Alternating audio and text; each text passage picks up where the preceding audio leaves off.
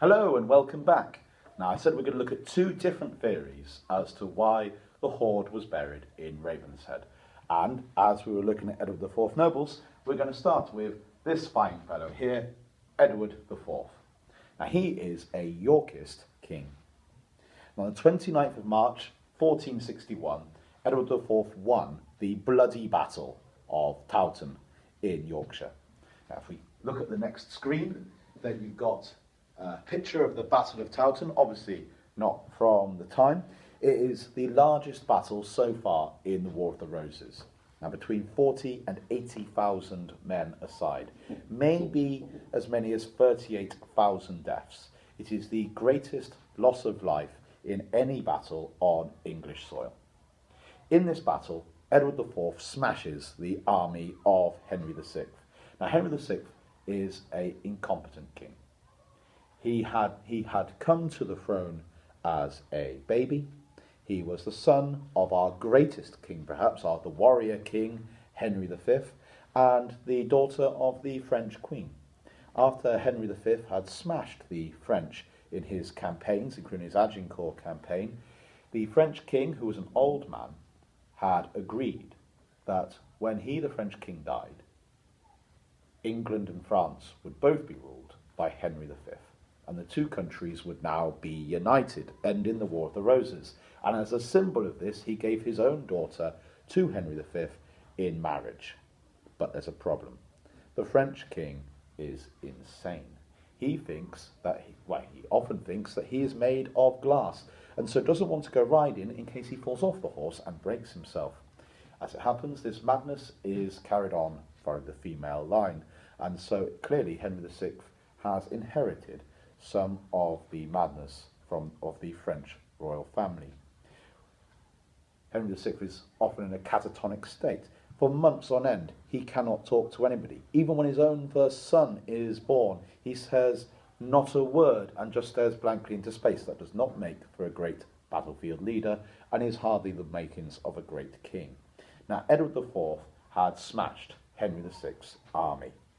Now, after the battle, Edward IV marches into York and there removes his father's head from a spike above the entrance to the city of York.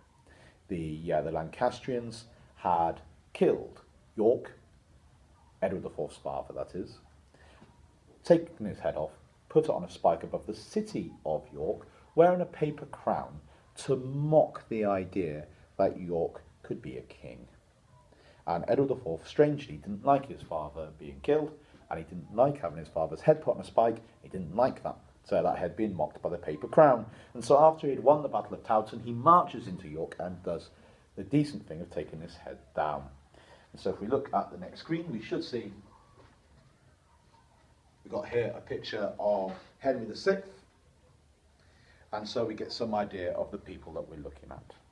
Now, Henry VI's wife, Margaret of Anjou, she's the real power behind Henry VI's forces, and she was the one that had placed this head upon the spike. Now Henry VI flees to Scotland after the defeat, and Lancastrian resistance to the Yorkists continues throughout the north of England, but it poses no real threat to Edward IV's crown. So he leaves his mate, Warwick, known as the Kingmaker, to try and mop up this resistance.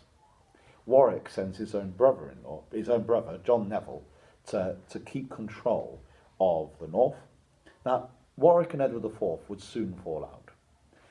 Warwick wants Edward IV to marry a French princess to buttress their claim to France and to get French support for the Yorkist claim. But Edward IV marries for love, as it happens, Elizabeth Woodville, a woman whose first husband had been killed fighting against the Yorkists, but there are some rumours, by the way, that Edward IV was already married when he married Elizabeth Woodville. He did seem to have, he was a man of wit, he was a man of charm, and he did seem to have a way with the ladies. And so maybe that was an illegal marriage. That will become important when we start to think about the princes in the Tower in another talk. Now in 1463, with the Lancastrian resistance in the north of the country, the Lancastrian cause had suffered a series of setbacks, and Henry VI is forced to leave Scotland and goes into hiding in the Pennines. Now the Lancastrians hoped that they could get help to bring down Edward IV, and they hoped that Wales and the West Country would rise up against Edward IV, and that Scotland and England would remain at war, drawing away Yorkist strength. But as it happens, both England and Scotland are keen to negotiate peace. Edward IV gathers a huge army at Leicester to smash the last of the Lancastrian holdouts, but wants to talk peace with the Scots first. So he sends someone called Lord Montague and 6,000 men to escort a Scottish peace delegation to go and meet with him and negotiate peace.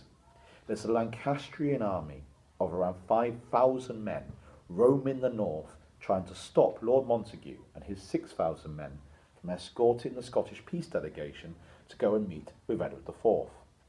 Now, this force is commanded by Somerset, a man called Henry Beaufort. By the way, for those of you who like gossip, it is widely believed that the real father of Henry VII might well in fact be Henry Beaufort rather than Jasper Tudor. So there's every chance, by the way, that our Tudor dynasty are actually the Beaufort dynasty, not Tudors. But that's just a piece of historical gossip. Now, Somerset tries to ambush Montague near Newcastle, but the Yorkist force managed to evade the ambush, and the two armies then later clash at a battle called Hedgeley Moor in Northumberland on the 20th of April 1464. Now, on the one side, you had the Yorkist army, Lord Montague, 6,000 men.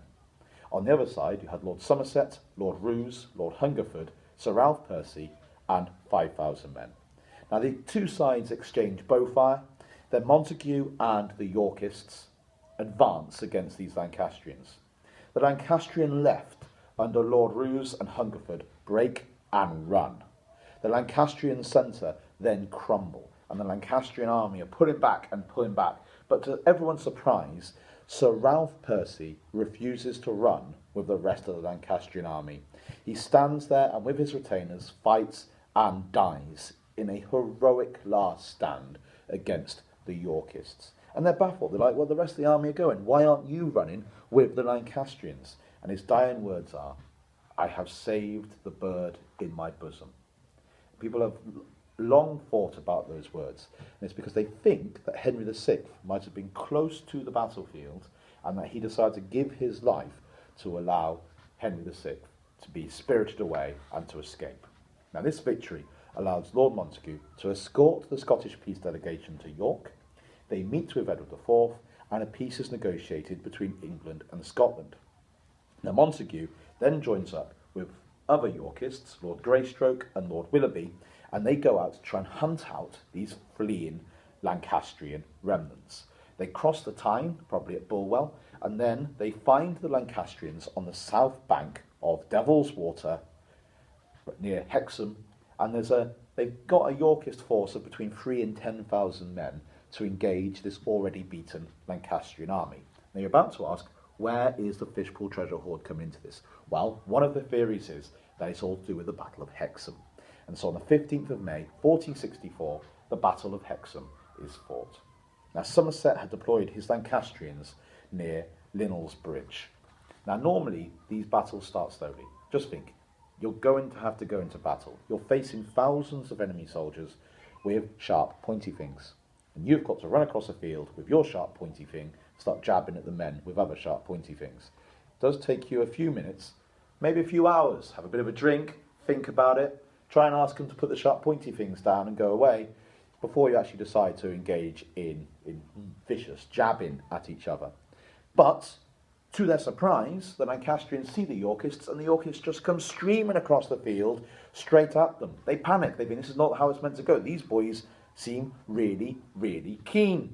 And so the Lancastrian right under Lord Roos, seeing the Yorkists coming streaming towards them, break and run without a single blow being struck.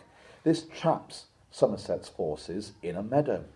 Now his forces then try and leg it as well, but Montague's men continued, and they controlled the only opening to the meadow. And so you have the Lancastrians trying to escape, but trapped. They're thinking there's Yorkists here, they're by the river, there's nowhere to go. They try and rush into Devil's Water, but they're wearing heavy armour. A lot of men start to drown or get killed in a crush as men start to try and back up away from the river.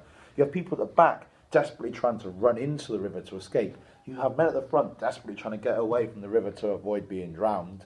And then they start to rush into Dipton Wood, where there's no way out, and they're soon forced to surrender. The battle, it's not really much, it's more of a rounding up of prisoners, and the Lancastrian cause has collapsed. Now, after Hexham, Montague ordered the biggest number of beheadings in the War of the Roses. And normally, you don't watch those. If you're going to behead your opponent, you tell the lads to get on with it, and you carry on your day. But he was a bloodthirsty man, and he ordered the beheading of 30 men, including Somerset and Lord Roos. Now, he actually sat and watched all the executions personally. But nearby, Sir William Taleboys was captured with trying to make away with £2,000 of Henry VI's war chest. Now, Henry VI himself was soon captured nearby at Waddington. Now, as it happens, after this battle, Montague became the Earl of Northumberland for his efforts, and for a time looked after the young boy who would become Richard III. And so maybe, if you don't like Richard III, then maybe he learned some of his brutality from his tutor, the man who ordered these mass executions. But Edward IV decides not to kill Henry VI. You might go, why? Why? End the War of the Roses by killing Henry VI. That won't end the War of the Roses. Henry VI has a son. If you kill Henry VI, his claim goes to his son. Henry VI is a weak man, a man with a real inability to lead a country or any army. If you're going to fight a war against anybody, you want to fight a war against Henry VI. You don't want his claim to go on to his son. Actually, as it happens, as soon as the Yorkists manage to kill and capture his son, they can then safely kill Henry VI. But in the meanwhile, make sure Henry VI is your main enemy. His son is a man called Edward of Westminster. We're going to come to his death at some stage. Now, what are the links to the Fishpool treasure hoard? Could this money have something to do with Hexham, fought in 1464? Now, let's get some evidence. There are no coins in the hoard after 1464, and the Battle of Hexham occurs in 1464. Secondly, the Henry VI's royal treasury was split up after Hexham, and one man, Taleboys, was captured trying to escape with the gold. There would have been other people. Maybe this treasure hoard was being carried away from Hexham by somebody else, and they managed to escape, and they buried it at Ravenshead. But Ravenshead is 160 miles away from Hexham, and there's no reason why, if you're escaping from Hexham, that you'd take the treasure south. Now, safety for the Lancastrians lies to the coast, or to the north, to Bamborough Castle, not to the south. Danger is there, but maybe that's what's so clever about it. Maybe they were trying to avoid pursuit by going in the direction that would be least expected. Also, we do know that the forester of Sherwood Forest was a prominent Lancastrian sympathiser who was removed soon after Hexham. So maybe they were bringing this gold to a Lancastrian sympathiser, i.e. the forester of Sherwood Forest. Or, as another alternative, maybe this was money that had been raised to support Henry VI from Wales and the West, and was being sent up north to pay for the Lancastrian army when the messenger carrying the money got told disaster has occurred and the Lancastrians have been beaten at Hexham, and the messenger panics. He's on the main road, which does go through Ravenshead. He decides to bury it there, escape, and come back for it later, and something happens to him, and he never gets to recover it. So it could be that this money has come away from Hexham and has been buried there, that this money has come away from Hexham and been given to the forester of Sherwood Forest, or that this money is on the way to Hexham when they hear of the defeat, and it causes the coins to be buried there.